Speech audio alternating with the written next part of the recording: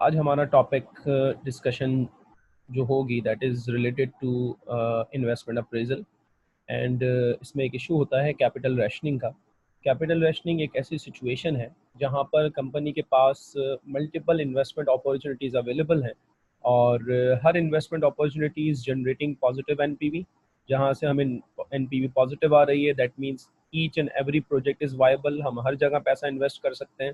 But the issue is that हमारे पास shortage of funds हैं, funds are limited. So what is capital rationing situation? Rationing कहते हैं ऐसी सिचुएशन जहां पर आपके पास लिमिटेशन ऑफ फंड्स हो और आप अपनी हर पॉजिटिव इन्वेस्टमेंट अपॉर्चुनिटी अवेल नहीं कर सकते। फॉर एग्जांपल, अगर आपके पास कैपिटल रिक्वायर्ड है 8,50,000 का और आपकी टोटल जो इन्वेस्टमेंट है in all projects is 1.2 million, so will say that we are suffering from capital rationing situation. अब कैपिटल रैशनिंग सिचुएशन का ये मतलब नहीं है कि मार्केट में फंड्स अवेलेबल नहीं है, मतलब ये है कि हमारी लिमिटेशन ये है कि हम उन फंड्स को यूटिलाइज नहीं करते due to some reason. Then we have to identify कि वो रीजंस क्या हैं जिसकी वजह से कंपनी कैपिटल रैशनिंग का शिकार है या उसको प्रॉब्लम हो रही है। दो तरह के रीजन हो सकते हैं आइडियली। एक वो रीजन होते हैं जो कंपनी के एक्सटर्नल फैक्टर्स की वजह से क्रिएट हो रहे होते हैं और एक वो रीजन होते हैं जो कंपनी के इंटरनल फैक्टर्स की वजह से क्रिएट होते हैं। यानी कि rationing, capital shortage is due to external factors और इंटरनल फैक्टर्स। अगर कैपिटल शॉर्टेज एक्सटर्नल फैक्टर्स की वजह से क्रिएट हो रही है so that is very difficult to avoid. It means we cannot avoid that problem and that rationing is called hard capital rationing. और अगर internal factors की वजह से हो रही है so that can be avoided, so it's called soft capital rationing, right? Hard capital rationing में example ये हो सकती है कि स्टॉक मार्केट अच्छा परफॉर्म नहीं कर रही। अब स्टॉक मार्केट अच्छा परफॉर्म नहीं कर रही, दैट मीन्स व्हाट, हमें प्रॉब्लम क्या आएगा, हम शेयर्स इशू नहीं कर सकते क्योंकि डिप्रेस्ड स्टॉक मार्केट के अंदर अगर कंपनी शेयर्स इशू करने जाएगी तो उसको शेयर प्राइस अपनी मर्जी की नहीं मिलेगी, अच्छी शेयर प्राइस नहीं मिलेगी, इसलिए कंपनी रिलक्टेंट होगी, कंपनी ऑर्डिनरी शेयर्स इशू नहीं कर सकती। फिर अगर इंटरेस्ट रेट्स हाई हैं डेट मार्केट्स के अंदर तो हाई इंटरेस्ट रेट की वजह से company is reluctant to borrow, loan नहीं ले सकती कंपनी। तो ये दो एग्जांपल्स हो गई हार्ड कैपिटल रैशनिंग की।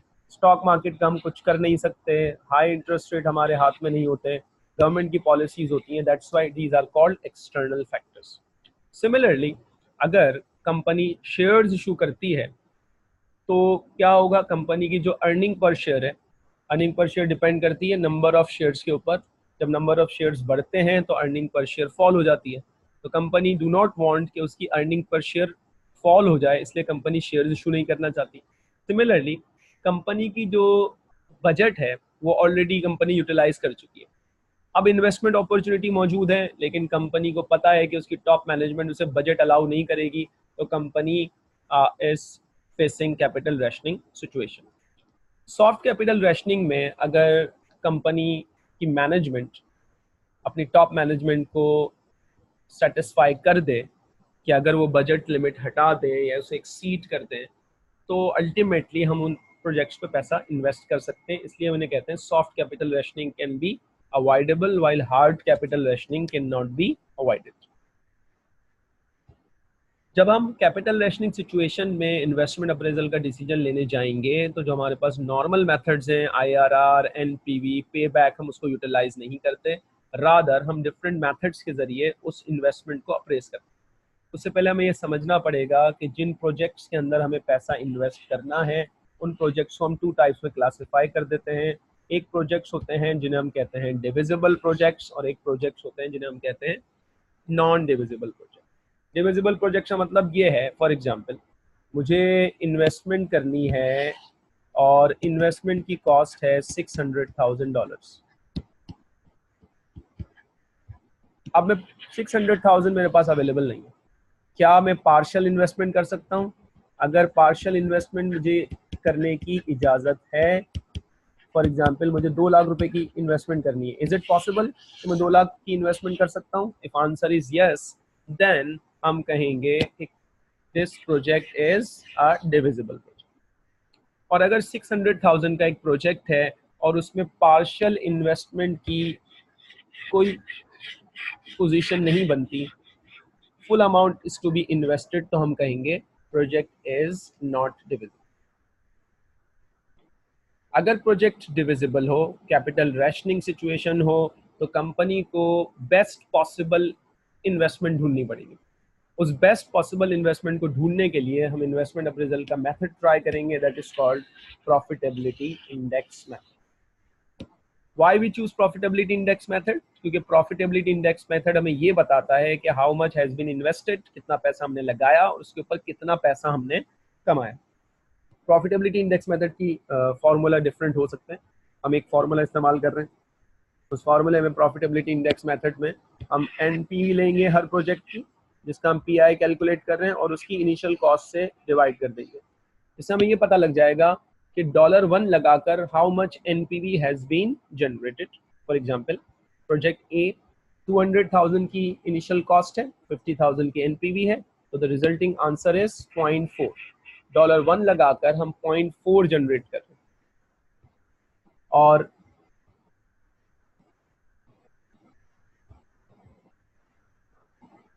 दूसरा प्रोजेक्ट है, उसकी कॉस्ट है 280,000 और उसकी नेट प्रेजेंट वैल्यू है 100,000 और उसका पीआई आया 0.36। जिसका पीआई ज़्यादा होगा, इसका मतलब है वो प्रोजेक्ट हमारी प्रायोरिटी लिस्ट के अंदर पहले नंबर पर आएगा, राइट।